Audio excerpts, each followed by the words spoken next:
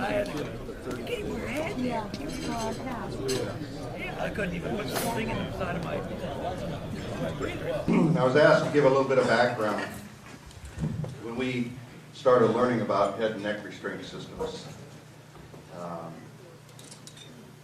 I had been attending SFI meetings in Orlando and a PRI show when I became acquainted with some of the folks that you're going to see here today.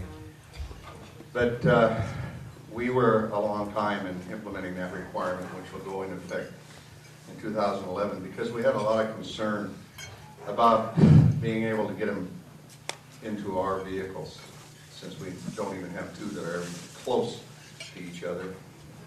They're all different. And during that period of time,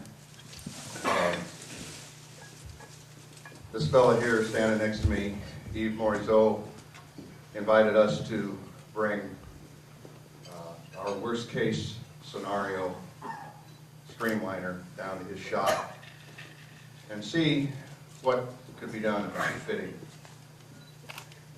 into a Hans device. And Jack Costello provided us one of his streamliners, and we became acquainted.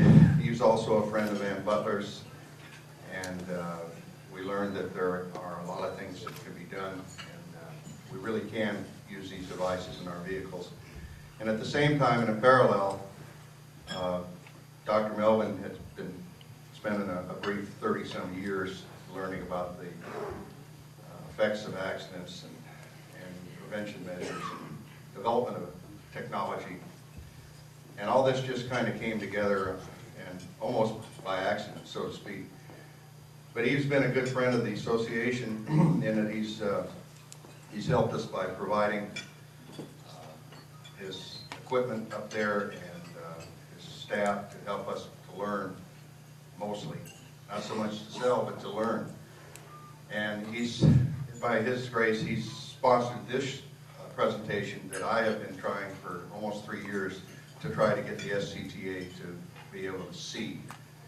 And that's you, the participants. So with that, I'm going to pass this on to Yves. Yves going to introduce his staff. And thank you again, Yves. Bonjour. First, excuse me for my broken English, but I have the same passion that you have for racing. I started my company 40 years ago. It was a small company in France. We were 2 people. Now we are 150 people. And I will tell thank you to all, Roy, Lee, Steve, all the van. I forget you ban yours. You were the first guy. You were the first. At the Thanksgiving, you remember, we were 6 around the table. That's right. And I want to tell thank you for also, we meet a lot of you on El Mirage, Bonneville. And my company is dedicated to have manufacture safety equipment. We don't have subconstructor. We manufacture everything from the feet to the hands. We are one of the 2 hands licensees around the world. That's why we know so well the head and neck problem. Our company, we make no advertising. I don't want to advertise. We have lecture, seminar like that. We did in Melbourne, in Tokyo. Yesterday we were in Pomona, in Echeverry, you know. And I'm proud to have a community around the world who now understand very, very well safety. And now it's because all the information through the website, a lot of people have more information. And I want also to thank you, somebody who is very important for us, is Professor John Melvin. Merci, John. This gentleman knows pretty well safety, knows very, very well. Very, I will say, very easy to understand. He knows a lot of things, and he's a very sharp person because he knows how to make things difficult, very easy to understand for crazy idiot people like me. I want also to thank you, my staff. We come from France. We came last Monday. It was all a week with NHRA. We just signed it. Not signed, but we will equip next year Alan Johnson Racing. Larry Dixon, you will see his equipment over there, Dale Warsham. We have a lot of requirements from other teams. We bring this Don Taylor push us to bring this sort of new way of thinking in the safety world. I will start my start by R&D manager, Gerald.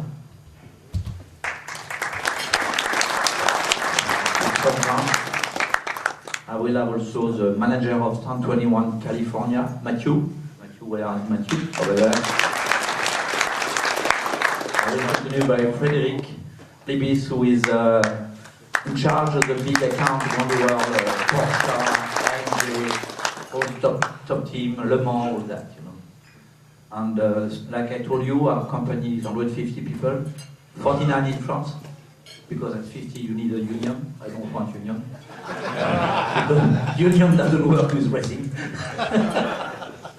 And we manufacture everything in France, everything under our control. Is racing suits, helmets, all our helmets. We manufacture our helmets. You will have later an explanation.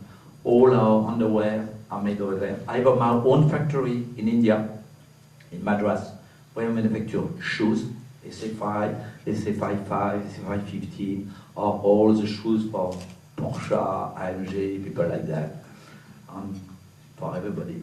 We manufacture over there also gloves, and go-kart racing suits.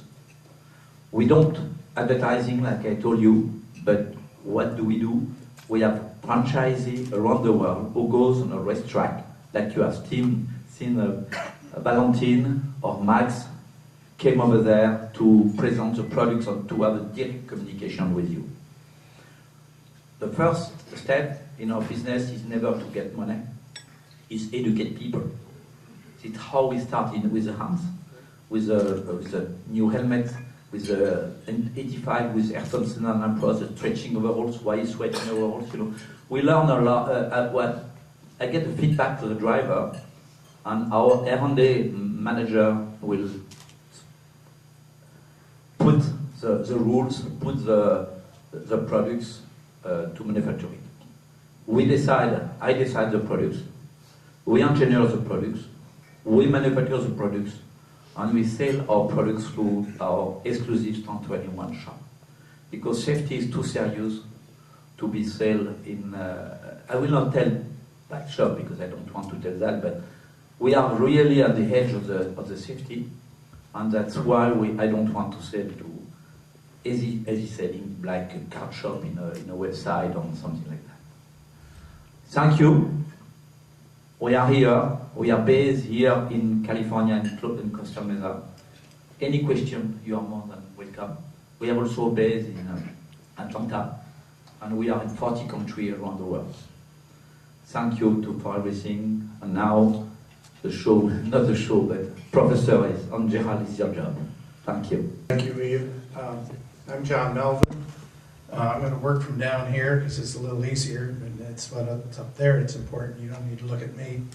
I'll explain a little bit about who I am in a moment here. So if you're ready, I'm ready.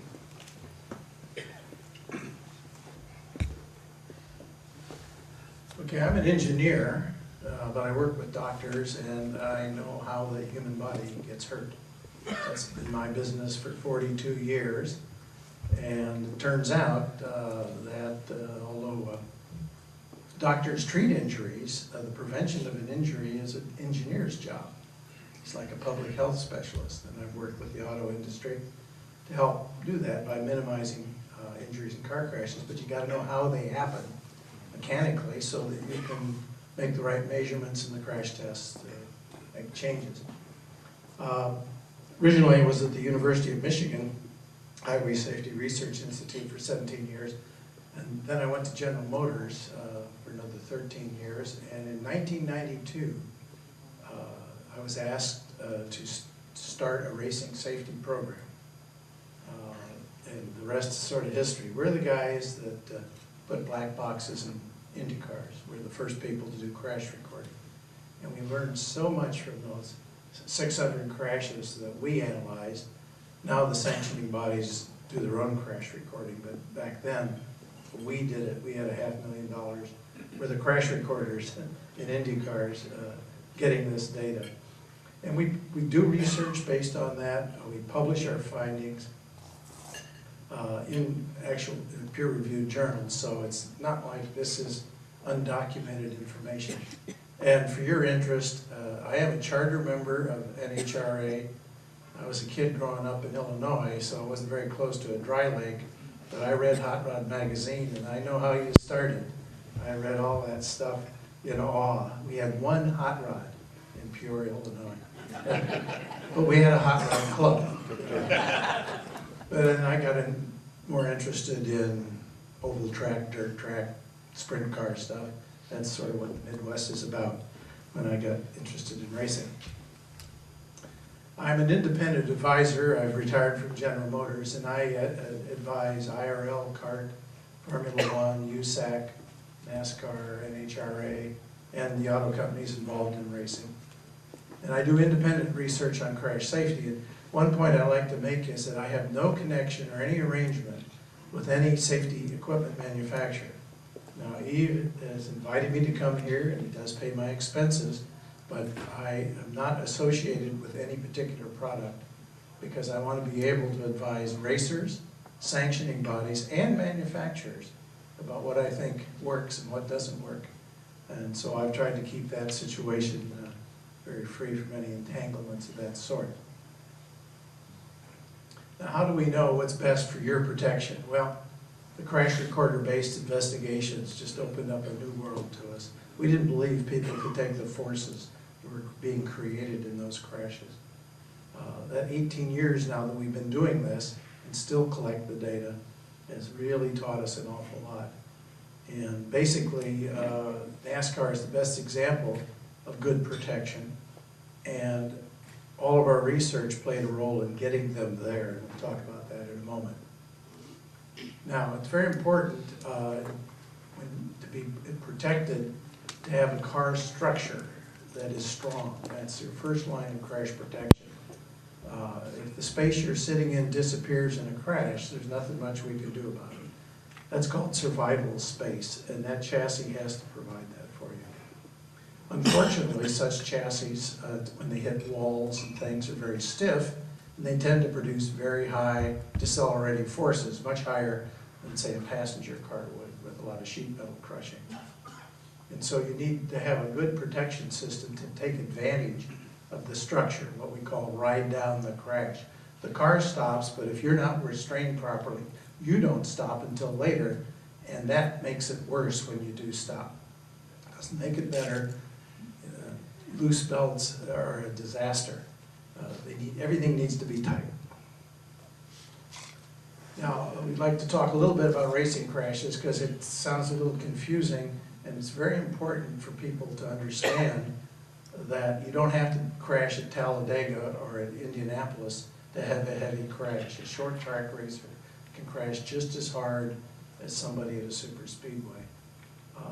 They may be going a lot faster on a super speedway, but they tend to hit the wall at a shallow angle. And what counts is your speed towards the wall. Doesn't matter how fast you're going along the wall, it's the speed towards the wall that counts.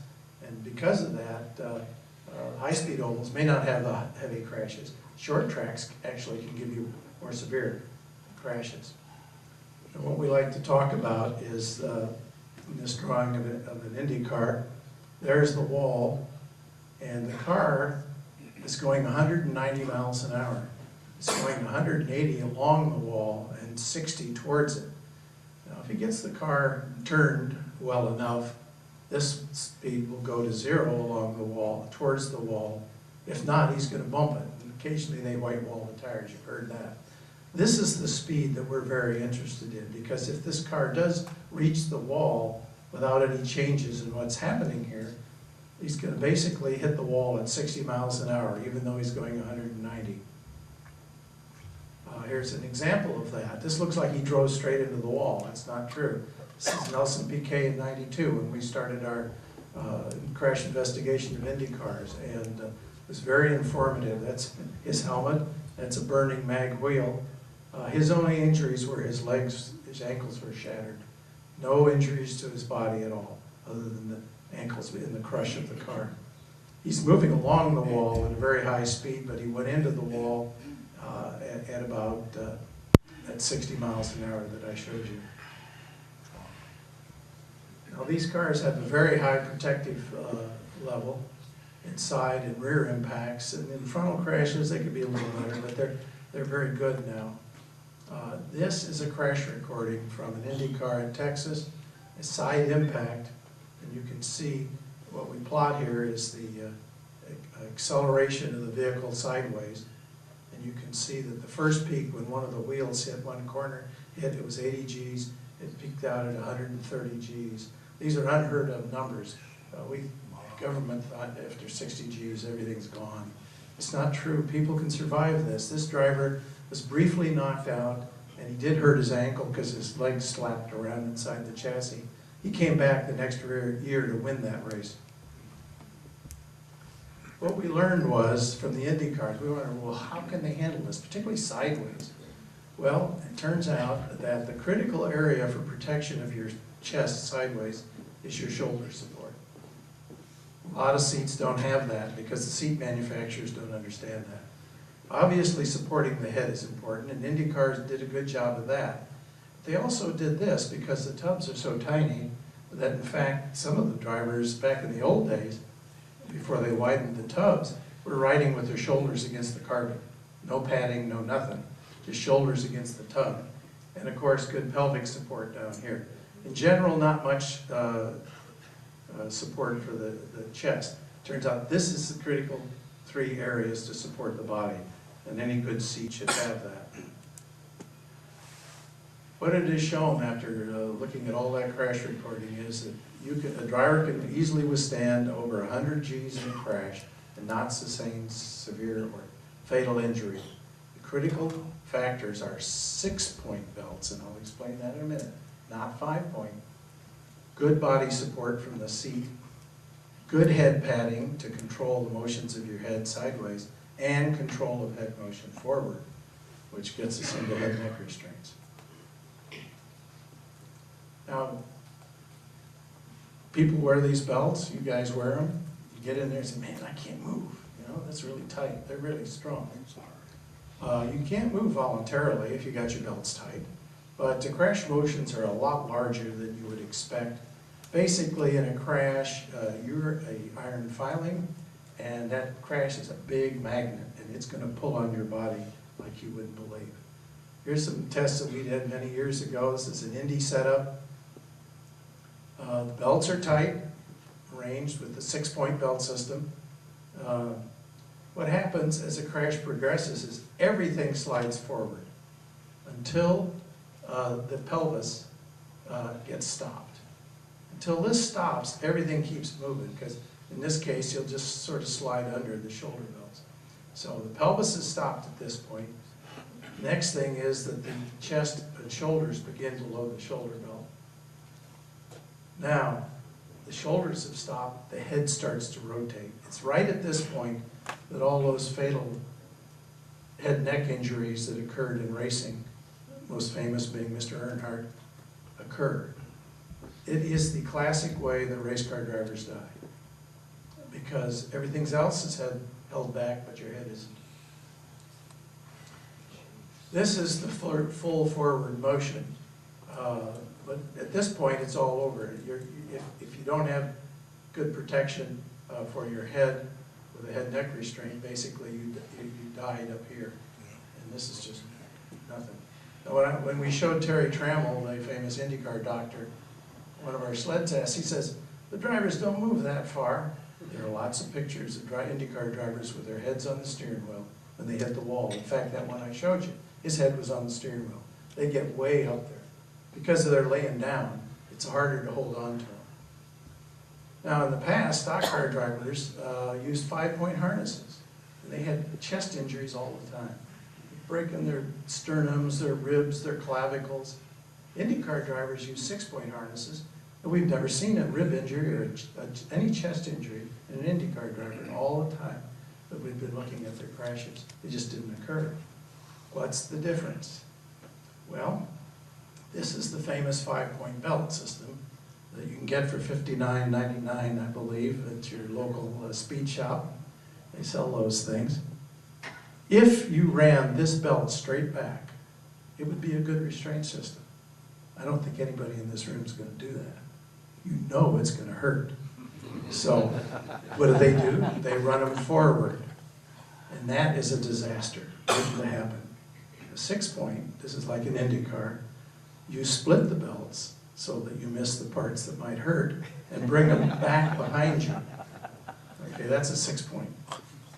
Makes all the difference in the world. Just changing the crotch belts to a 6-point reduces the deflection of your chest in a crash by 50% compared to 5-point belts. We discovered this in our testing at GM. We've proved this again and again in various tests. Also helps reduce the neck tension, but not enough to save your neck. So you do need to have control of head motion. But by going to 6 points, you can control your chest and eliminate chest injuries. Here's what we measure in a crash test of a dummy. We have a deflection transducer in the chest, how much your chest is squeezed. This is a 5-point belt with almost 55 millimeters of chest compression. Same exact test with a 6-point, 25 millimeters. It's just a dramatic difference, and you just don't get injury when that happens. Here is an example of a so-called formula-style 6-point belt in which the crotch straps, which you sit on, come up through a D-ring and are latched into the shoulder belt. This is a rotary latch. We invented a belt that Simpson makes. We invented it at GM. We have no patent on it. We just dreamed it up. It's a latch and link that allows you to have a similar configuration of the crotch belts, but with latch and link, which a lot of people use, particularly those that end up in a dirty environment. They don't like rotary latches. They get dirt in them and they don't work sometimes. Here's a Schroth, another type of 6-point where the crotch belts attach to the lap belt anchors because the latch is on the shoulder belt. That's a very effective system too. 7-point belts. Some people like that feel of the 5th point holding them down in the car. And it does. In a rollover, the 5th point is a very useful belt. So leave it there and go to 6 points, and now you have 7 points. Basically, there you are with the old 5-point strap there with the other 2. Here's Schroth's version of that. And you see here's the, for going upside down, this belt is very useful, this 5th point or 7th point. Whereas for going this way, the crotch belt is the important one. Because belts only work opposite the direction you're trying to move. So this lap belt, in fact, is sort of lazy and isn't going to come into effect for a long time. And the 5th point isn't going to do anything. But this belt, because it's aimed backwards, pulls tight very quickly, as do the shoulder belts. And that's the key to good chest protection. You should always have your belts as short as possible, straight paths, good clearance through the seat. You'd be amazed at how far the belts move through some of these seats and can get bunched up in the holes that are there. Lap belt should be about 45 degrees and fit the pelvis very nicely. Wear them as tight as possible. Something that we've done some research on and is now part of SFI standard 16.5, which is a belt standard that was put in place for NASCAR. You can use a 2-inch or a 3-inch belt. In that standard, those belts that meet it have the same strength and the same stiffness. It used to be thought that the 3-inch belts gave you better load distribution. Well, it turns out that's not true. The pressures under either type of belt are similar. We think the 2-inch belts fit better, particularly around the pelvis on most drivers. So that the better the belts fit, the more restraint you get. We did volunteer studies. And these are 2-inch belts, and you can see the pressure is about 2 inches wide. And here, 3-inch belts, guess what? They buckle in the middle and it's edge loading, and you still get about the same pressures under the belt for a 3-inch belt. So, use 6 or 7 points, not 5 points. I don't know why anybody sells a 5-point, quite frankly. They do not work when you really need them. And the problem in this business is when you need them, it's too late to think about changing because it's happening right then. We think the 2-inch belts fit a lot of people better, particularly in the pelvis. And the crotch belt mounts should be as far back as possible. My car, I sit on them. They're mounted behind me, which is how the original 6-points were done. Willans are the people that developed the first 6-point for formula cars back in many years ago. The further back they are, the more they're going to pull tight fast. Okay, so we just took care of the torso. We really have held on to it, but we're not doing anything for the head. And that's the problem I mentioned before. Here's an example. This is an actual movie, in just a minute. This is a human volunteer at 15 Gs on a Navy test.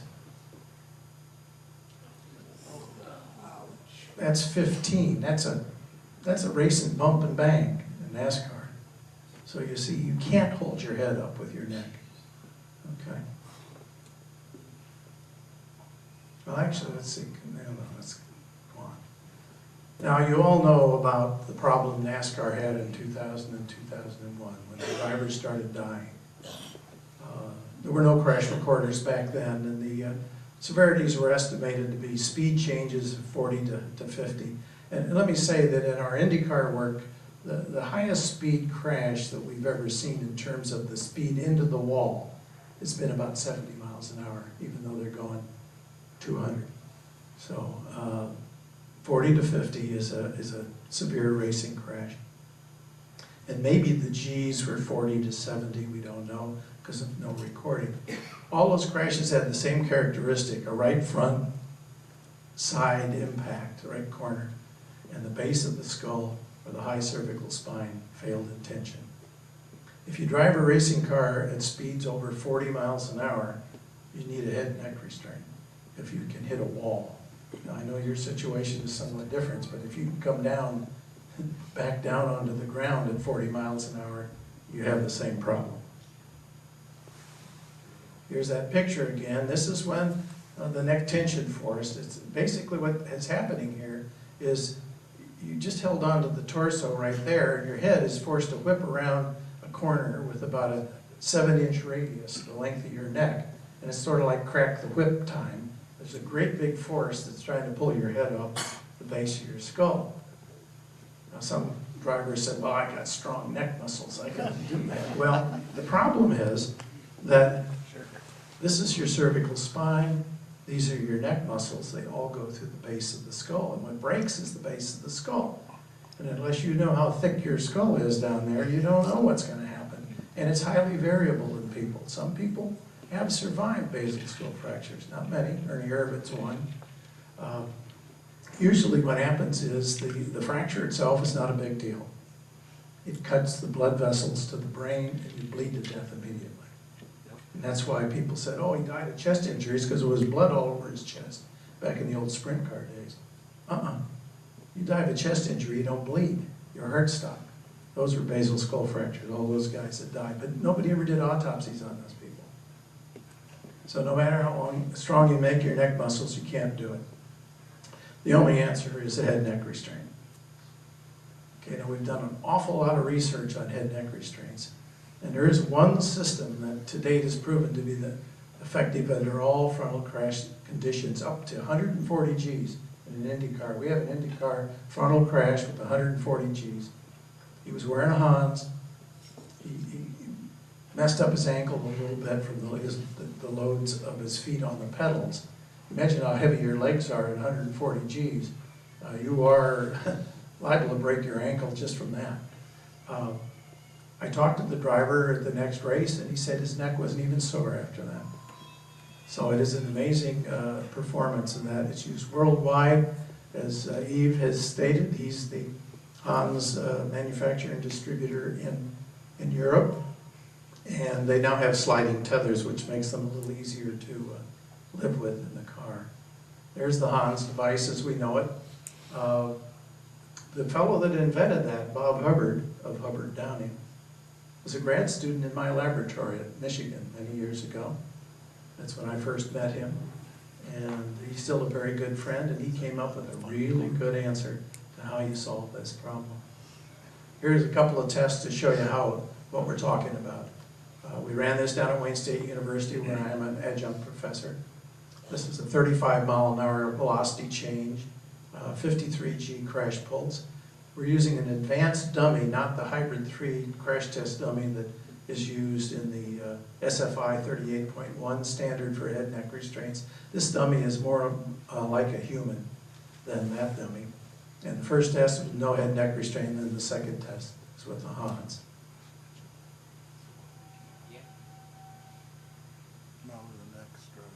He's looking backwards at that point. Okay? That's the kind of severity that you can face in these stiff pulses. Okay, the only thing different, we put the Hans on, you can lock up, hold the head, takes care of the problem. Very elegant device. Now, I'm a member of NASCAR Head Neck Restraint Committee, and we look at these devices very, very carefully and demand much more testing than just the SFI standard. And the only other one we have approved is the Hutchins Hybrid. Not the R3, not the Hutchins, none of the others.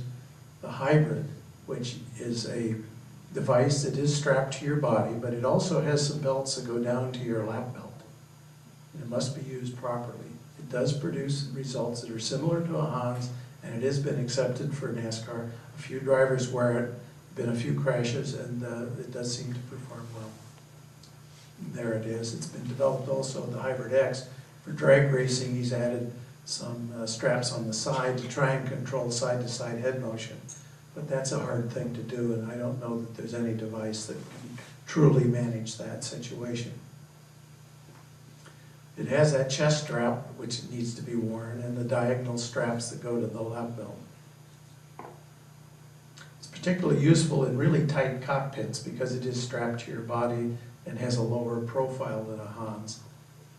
I don't know why you couldn't strap a Hans to your body if you wanted to with some straps, but in any event, in tight cockpits, some people, or drivers with broad shoulders, seem to like it. Okay, now when you buckle yourself into your car and you tighten your belts, what are you doing? You're pulling yourself against your seat. That's the other half of your restraint system. And if that gives up, you're in big trouble because the belts don't work anymore. You need a strong supportive seat to get good belt performance. And those side supports are needed at the pelvis, the shoulder, and the head. Here is Fireball Roberts in 1964, and by golly, he had shoulder and pelvic supports. I can't believe it. He knew what he needed. They're pretty crummy, and it wouldn't have really worked in a crash, but that was interesting that we found this photo of his attempt to hold himself in place anyway.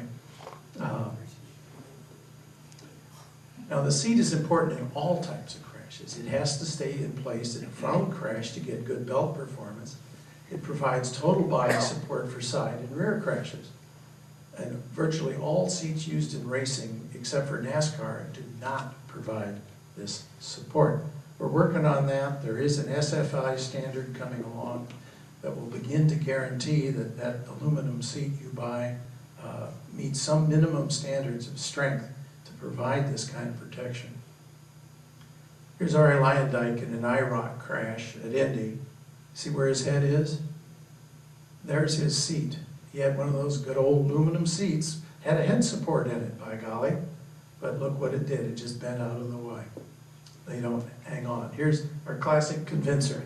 I can show you sled tests all the time, and people say, well, dummies don't act like people. There's Johnny Benson in an ASA crash. Looked like a minor bump, didn't it? Watch what happens to Johnny. First of all, he leans away from the crash, which is a bad thing to do. See, he's gonna, oh, pow. Whoa. Okay, his goggles flew out the window. He was okay, didn't hurt him, but that head restraint didn't do anything for him, did it? Okay, so they were there, but they were a joke. They really didn't do anything. Now, the head neck restraint is the only way we know to minimize that forward head neck injury, but none of them work sideways. no matter what people say. We've never seen one that really works sideways. Your seat has to do that job. In Indy cars, of course, it was the head padding out there that provides that support. But in other kinds of racing, people don't sit like an IndyCar driver with their arms straight out, laid back like that. They tend to sit up more upright with their arms bent, and the seat is a separate, not the tub, it's a separate structure that you bought and put in your car. And they have minimal lateral torso and head support. And seat choice is up to you. This is more typical of a head and shoulder and support seat in a more upright seating position. But it's not quite like an Indy car because maybe your head could get around that. Whoop, excuse me. Yeah. So based on what we learned from Indy cars, people started building strong seats. Randy LaJoie is one of them. And head pads based on the IndyCar materials that we at GM helped them develop to solve their head injury problem, which was really nasty in the IRL in 1997 when that new car came out. They were hurting people every race. It was bad. And we figured out what was wrong, got them the right padding, and that went away. They're both aluminum and carbon fiber seats are developed. And also we developed interior nets to help solve this problem too, which we'll say in a minute. Here's one of Randy's seats. He was a pioneer in having shoulder support without much chest support. Those chest protector seats that you see commonly in a lot of sprint cars and stock cars are dangerous. You don't want to load the chest. You want to load the shoulder and the pelvis. You can have that in there, that thoracic support, if it makes you feel good going around a corner, but it ought to be rather weak and flimsy so in a crash it does not load your chest. Here's an ISP stock car seat. You can see he's got a rib support system in there. If you have good shoulder support, then your chest isn't going to load. This is obviously rigid, but it's not going to load it so much. Here's a Race Tech seat in the Dodge Viper competition coupe. I helped them develop this. It's the only FIA type seat that in fact is crash worthy. I believe the FIA test for seats, their sled test for strength of the seat was 15 Gs. Like I say, that's a fender bender in racing. This seat was tested at 40 to 50 Gs at Chrysler. It does need a net to make it super strong, but does have all the features, the head and shoulder support to get a good performance. The FIA is coming out with new specifications, more or less based on that seat and seats like it that we'll begin to see in the future that will have proper protection. Randy LaJoie makes a sports car seat for those that want something that's not a stock car arrangement. Now what about all this stuff that we've implemented? Well, the drivers are crashing just as hard or harder. We do have crash recording in NASCAR now, and we're seeing we get crashes up into the near 100 Gs. Not as bad as Indy cars because the chassis is softer, but we do get significant crashes. They're sustaining little or no injury. Broken rib, maybe your sore shoulder, being knocked out briefly. It's about the only injuries we get. And there's still their legs popping around, they'll break an ankle or something. Very rarely, but that's because of the stuff down around the pedals. And the seats and the restraint systems are the primary reason. Now,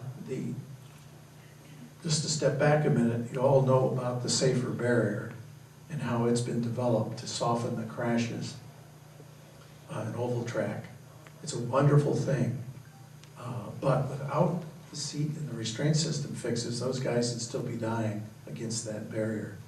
It does reduce the forces, but just allows you to hit harder at a higher speed, but the forces involved would still be fatal if it wasn't for the seats, restraint systems, and by the restraint I mean head neck restraint as well as belts.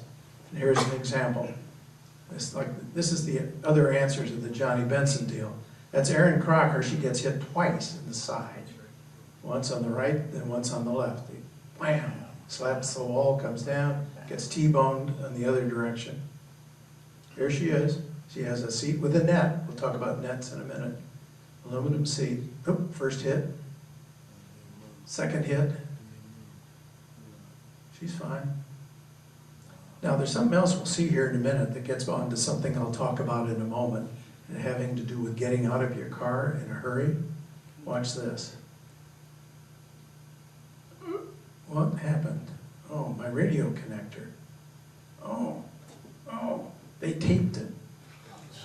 She cannot get out of the car. Now I've seen, if there were a fire, I think she would have got out of the car and that pulled it behind her. We've seen that happen. Don't tape your connector. They didn't want it to come loose, right? Well, it does have to come loose sometimes. So you saw that very severe crash. Probably 50 G's in both cases, and no problem whatsoever. So you got a good seat. Why do you need a net? Well, not all side impacts are pure lateral. Side impacts can follow frontals. So you might be forward in your seat, and then you get hit sideways. So you're not back where you wanted to be. Here again, these are those important areas. We can add a net to make it just like an Indy car. Now, you can't get past the steering wheel. Getting past the steering wheel is what killed all those guys in NASCAR. If they go straight in, their head went into the steering wheel and they didn't have any problem. But Earnhardt and Adam Petty and all those guys, their head missed the steering wheel, and that's what killed them. So we think a net is there. Now, do you think you need a net? Watch. This is a test run out in Nebraska, developing the safer barrier. They ran a car in with a dummy, the Thor dummy, in fact, a really good dummy, double shoulder belts. Had all sorts of good things in it. Hans device, LaJoy seat, and a Simpson net. It's 140 mile an hour vehicle speed, 20 degrees into the barrier.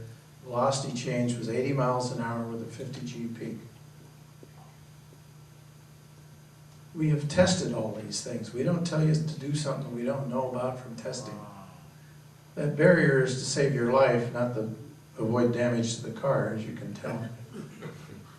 Now they made this car go up a ramp after that and roll over a number of times, which should be of interest to you guys. And we'll see what happens here. It's got a net. Here's the first impact. Oop, he almost got around it, didn't he? But that net caught his head. Now we're going to go through a lot of fun here as it begins to do the spin, the roll. And see the things are, horizon is changing here. And then it's going to slam down and it's dirt and there's going to be a lot of stuff flying here. Let's just keep watching.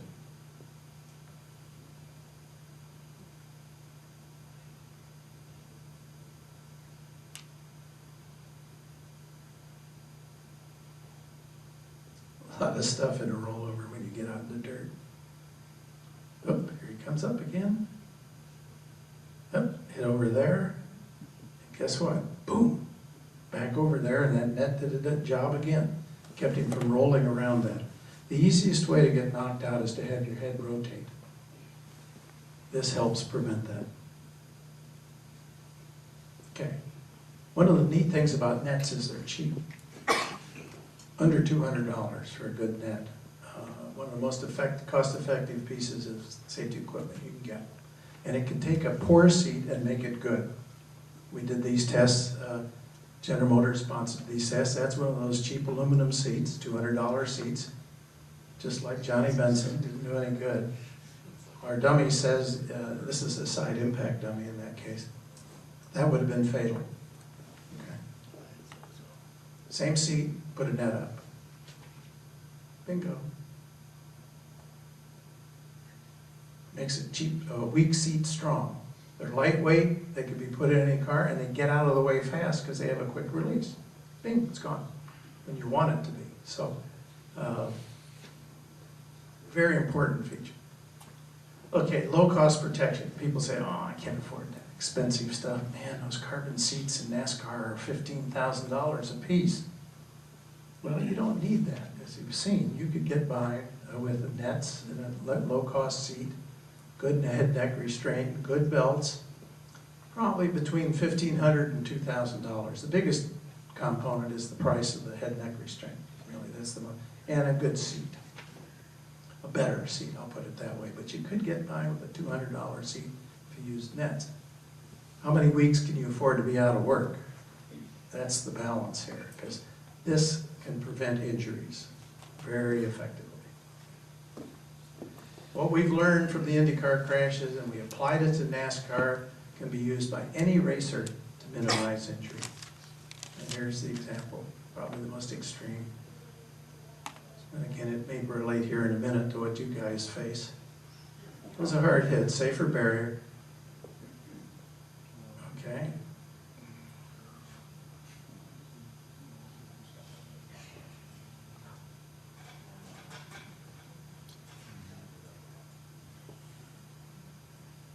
He's fine.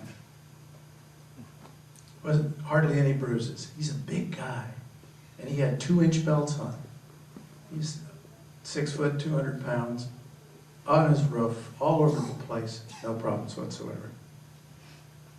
I can take a few questions now, and then I have another presentation I'd like to get to, but if anybody has a real burning